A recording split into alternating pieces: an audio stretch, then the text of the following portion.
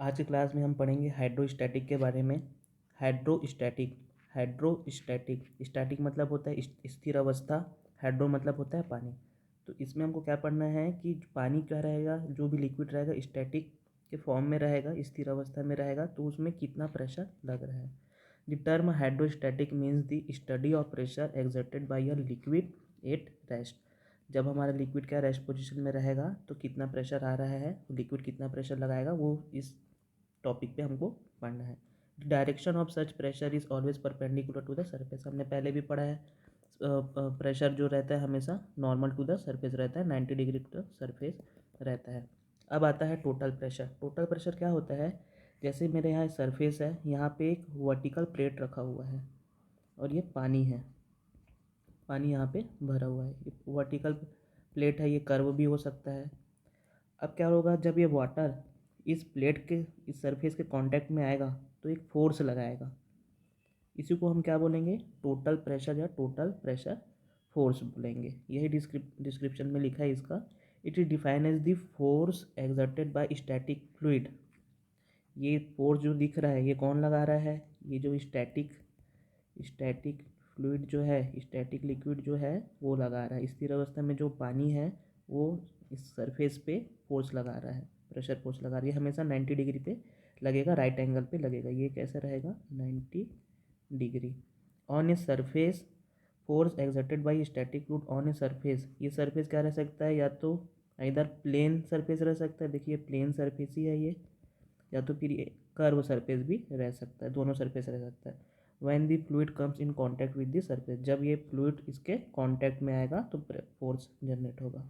The force is always at right angle और normal to the surface. ये हम देख लिए यहाँ पे नॉर्मल टू द सरफेस है, 90 डिग्री पे फोर्स यहाँ पे लग रहा है।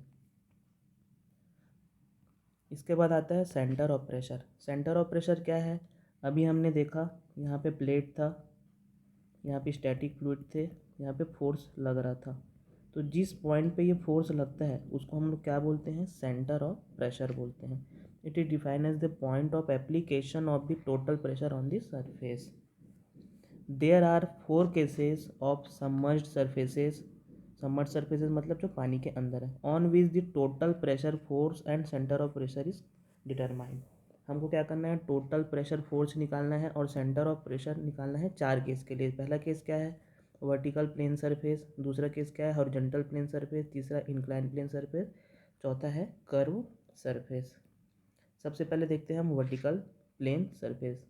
ये हमारा बॉडी हो गया, कोई बॉडी हो गया जो पानी के अंदर है, ये फ्री सरफेस ऑफ लिक्विड है, ये सरफेस हो गया, ये पानी भरा हुआ है अंदर में, और ये हमारा क्या हो गया, सबमर्ज्ड बॉडी हो गया। अब हम देखते हैं इस बॉडी का कोई सेंट्रॉइड होगा तो होगा जी, और ये क्या है, ये पी। अच्छा, सेंटर ऑफ प्रेशर को हम लोग पी से दिखाते हैं जहाँ पे फोर्स लगता है, और सेंट्रॉइड को किससे दिखाते हैं, जी से दिखाते हैं। इसको सबसे पहले हमको क्या करना रहेगा, इसका सेंटर ऑफ ग्रेविटी निकालना पड़ेगा।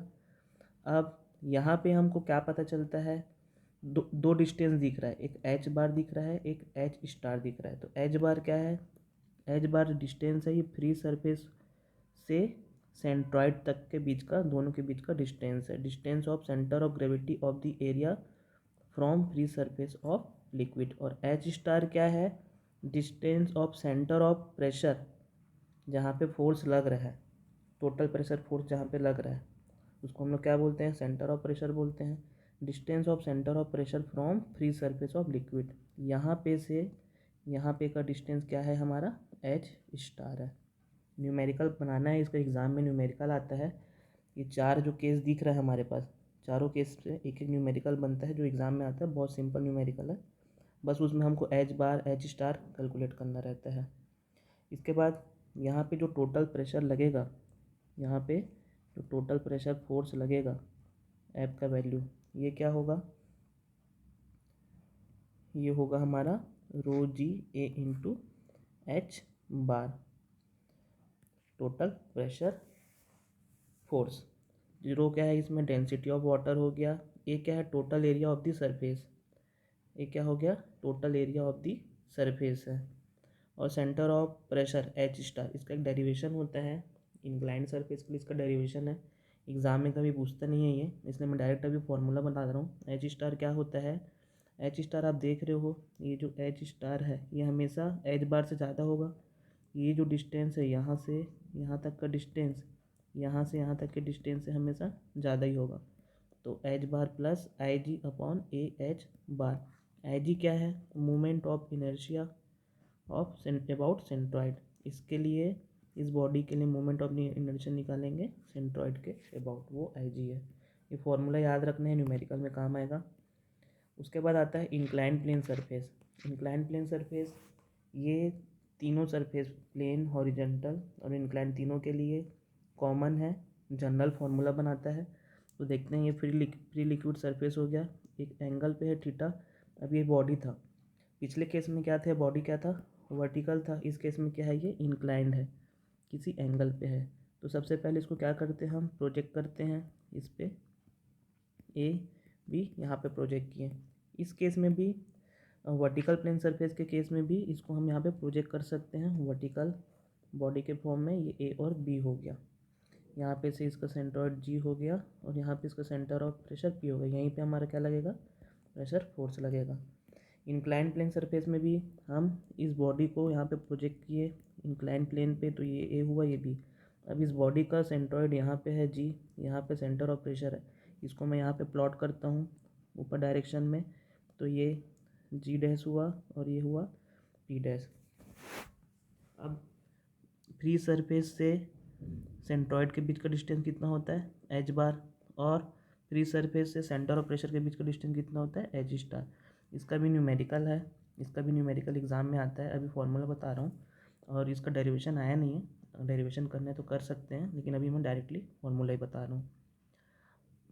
अब यहाँ पे सेंटर ऑफ प्रेशर पे क्या लग रहा है? फोर्स लग रहा है। ये फोर्स, ये हमेशा 90 डिग्री पे लगेगा। इस फोर्स का वैल्यू क्या होगा? टोटल प्रेशर फोर्स का वैल्यू क्या होगा? एफ इक्वल टू होगा rho ji A into H bar. Total pressure force का वैल्यू हमेशा सेम ही रहेगा, F equal to rho ji A into H bar. Centre of pressure क्या हो जाएगा इस केस में? ये डेरिवेशन से आता है, ये बहुत इंपॉर्टेंट है, ये आपके ऑब्जेक्टिव क्वेश्चन एसएससी के एग्जाम में भी पूछता है। सेंटर ऑफ प्रेशर क्या होगा? H star equal to H bar plus I G sine square theta upon A into H bar. इसको हमेशा याद रखना है अच्छे से। अब इसमें स्पेशल केसेस बनते हैं। अगर मैं थीटा को 0 पुट कर दूंगा तो हॉरिजेंटल प्लेन सरफेस क्या हो जाएगा? प्लेन जो सरफेस है हमारा, जो इंक्लाइन प्लेन सरफेस है, अगर थीटा यहाँ पे 0 कर दूंगा तो ये कैसे हो जाएगा? ये सरफेस ऐसे हो जाएगा, ये है ना, ये फ्री वाटर सरफेस हो गया। तो क्या हो गया? हॉरिजेंटल प्लेन सरफेस बन जाएगा। इस केस में एच स्टार का वैल्यू निकालेंगे, थीटा 0 हो गया, तो एच स्टार इक्वल टू क्या होगा?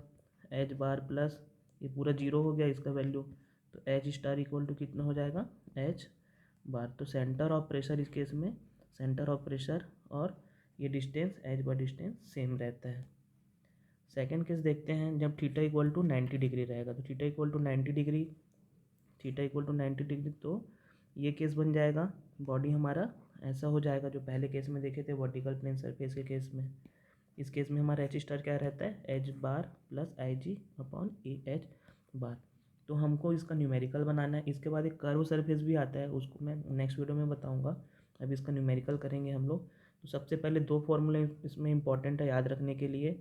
ये फॉर्मूला याद होना चाहिए, force equal to rho ji A into H bar, और ये सेंटर ऑफ प्रेशर का formula H star equal to H bar plus I G sine square theta upon H bar. I G क्या है? Moment of inertia about centroid है।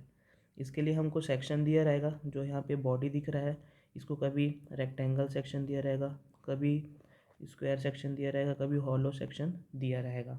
तब हम इस case में आई जी अलग, आई जी निकाल सकते हैं। सभी के केस में आई जी का फॉर्मूला अलग अलग होगा, रेक्टेंगल के लिए अलग, सर्कल के लिए अलग, हॉलो के लिए अलग होगा।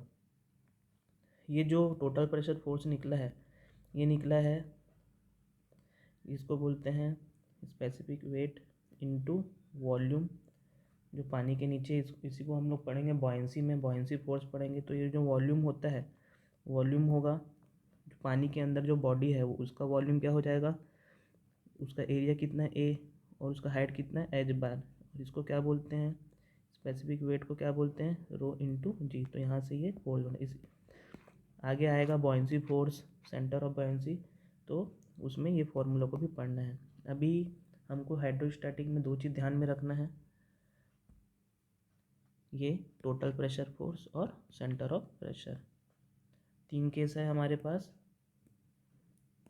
प्लेन सरफेस के लिए 3 केस है, vertical plane surface, horizontal plane surface, inclined plane surface.